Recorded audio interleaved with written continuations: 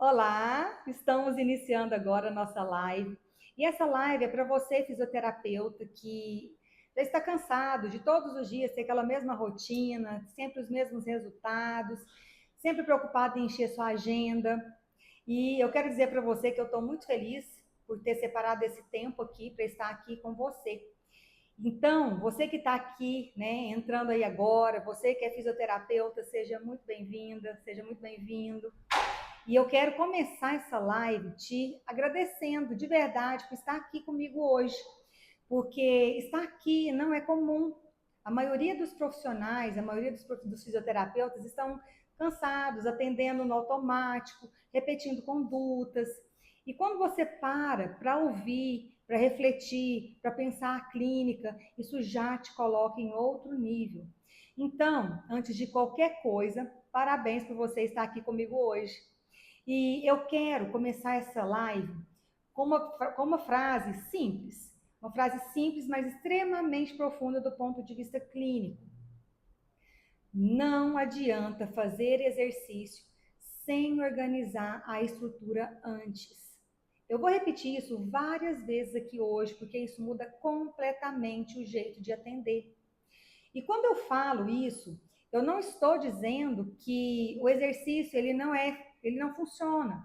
Muito pelo contrário, o exercício ele é uma ferramenta poderosa dentro da fisioterapia e ela não deve ser abandonada, muito pelo contrário. Mas o exercício não é o ponto de partida, ele é a consequência de um sistema, ela é a sequência, né, de um sistema que está pronto para aprender. Aí sim eu vou colocar o exercício. E é exatamente aqui que muitos atendimentos começam a dar errado. Na prática clínica, o que eu mais vejo são fisioterapeutas comprometidos, que estudam, fazem cursos, aplicam, né, o que aprenderam, mas o resultado ele não vem como deveria. O paciente melhora um pouco, depois ele estagna, ou melhora e volta, ou simplesmente não evolui. E aí começa aquela insegurança, né, do fisioterapeuta, aquela insegurança silenciosa. Será que eu estou atendendo errado? Será que falta mais técnica? Será que eu não sei o suficiente? E deixa eu te falar algo com muita clareza aqui. Na maioria das vezes não falta exercício. O que falta é a organização de um sistema que está desorganizado. É olhar para o corpo como um todo, olhar para a estrutura. Nós somos ensinados a pensar em função isolada. Equilíbrio alterado, treino equilíbrio. Instabilidade, mais estímulo, tontura, exercício vestibular. Só que o corpo humano, ele não funciona em partes isoladas. Ele funciona como um sistema integrado, adaptativo e inteligente. E quando esse sistema ele está desorganizado, ele está com algum bloqueio, o exercício ele vira tentativa, o corpo até tenta, mas ele não consegue. E você começa a testar, troca de exercício, muda de intensidade, muda a base de apoio, coloca estímulo visual, tira estímulo visual. Você até tenta de várias formas, mas isso é tentativa. Mas você continua sem entender porque o corpo não responde. Agora, eu quero aprofundar isso com exemplos muito reais de clínica. Vamos falar do paciente com tontura associada à ansiedade. Algo que aparece todos os dias aqui no consultório.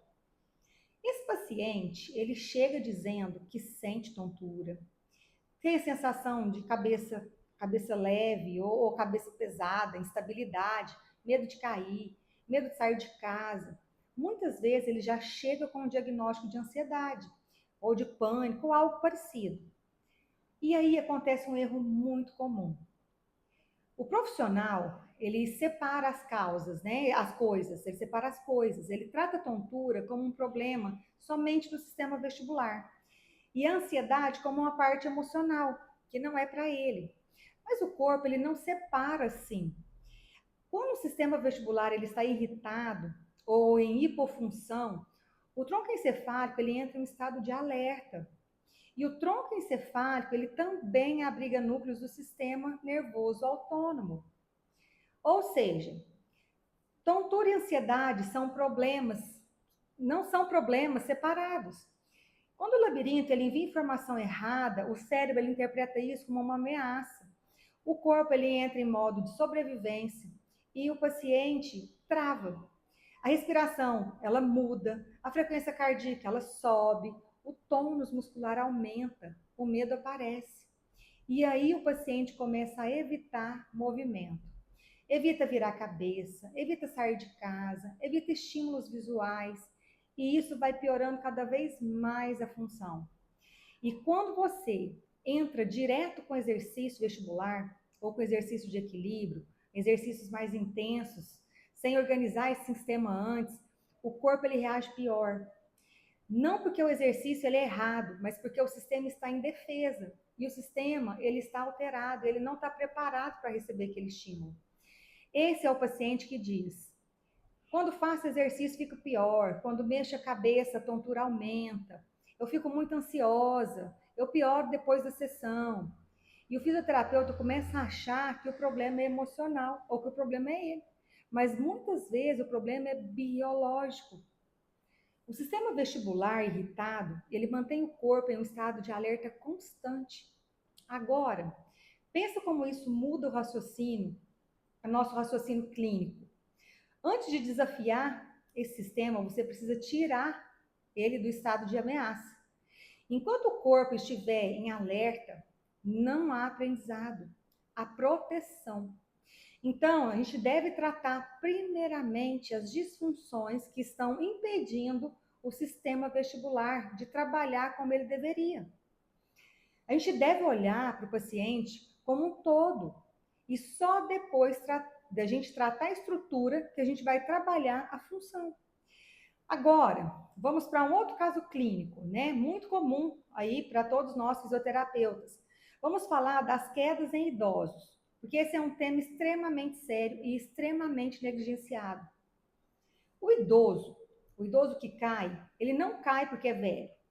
Ele cai porque ele perdeu referência, né? Referência de segurança corporal.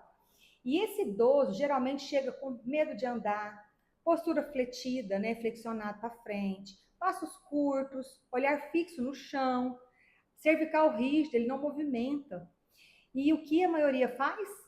Treino de equilíbrio, fortalecimento, marcha, alongamento. Mas o idoso, ele continua inseguro. E por que isso acontece? Porque o sistema vestibular do idoso, ele já está mais sensível. A visão, ela já não compensa como antes. E a propriocepção, ela está totalmente reduzida. O sistema musculoesquelético, ele está cada vez mais rígido. Então, se você não organiza o sistema, o exercício vira ameaça para esse paciente. E o idoso, ele não aprende sobre medo, ele se protege. E a proteção no idoso significa mais rigidez, mais risco de queda. E quantos idosos você já viu que ficam ainda mais travados depois de sessões muito desafiadoras? Me conta aqui. E isso não é falta de força, é falta de segurança no sistema, é falta de segurança do sistema vestibular. E antes de desafiar o equilíbrio em um idoso, você precisa devolver referência corporal para ele. Ele precisa organizar a cabeça, a cervical, né, ali o crânio, o eixo postural dele, a confiança no movimento. E quando você entende isso, o atendimento ele muda completamente. O idoso, ele começa a se mover mais, né, com mais segurança, o medo vai diminuindo, a postura dele melhora e o equilíbrio dele aparece. E isso não acontece porque você fez mais exercícios. Isso acontece porque você organizou o sistema, organizou o corpo dele antes e agora ele volta a receber os estímulos diferentes. O nosso labirinto, ele está contido dentro do nosso osso temporal. E nessa região ali existem vasos sanguíneos, existem nervos chegando para nutrir, para levar informação e para trazer informação de volta para o sistema nervoso central, para a gente conseguir aí exercer o papel do nosso sistema vestibular, que é fazer o quê? Organizar o nosso corpo no espaço, nos dar estabilidade, nos dar uma referência corporal, manter, né, a nossa postura e a estabilidade visual. O idoso, o paciente, né, no geral, quando ele perde isso, quando ele perde a mobilidade ali do crânio, ou ali da cervical alta, que é a região por onde, né, adentram, onde passam essas estruturas também, o paciente ele tem uma alteração dessas informações que chegam ali no sistema nervoso. E isso compromete a resposta que o paciente, né, o corpo do paciente tem perante aquilo. Então, a gente, antes de tratar qualquer paciente, aqui eu não falo só de paciente de reabilitação vestibular, mas eu falo de qualquer tipo de paciente. Paciente com enxaqueca, paciente com dor cervical, paciente com trapezalgia. Esses pacientes, a gente precisa, a primeira pergunta que a gente deve fazer é: o que está acontecendo para esse paciente ter esse sintoma? Por que o meu paciente está sentindo o que ele está sentindo? Onde esse músculo está inserido? Onde esse músculo, né, tá? Qual é a origem desse músculo? Qual vaso sanguíneo leva sangue para essa região? Qual nervo inerva esse músculo?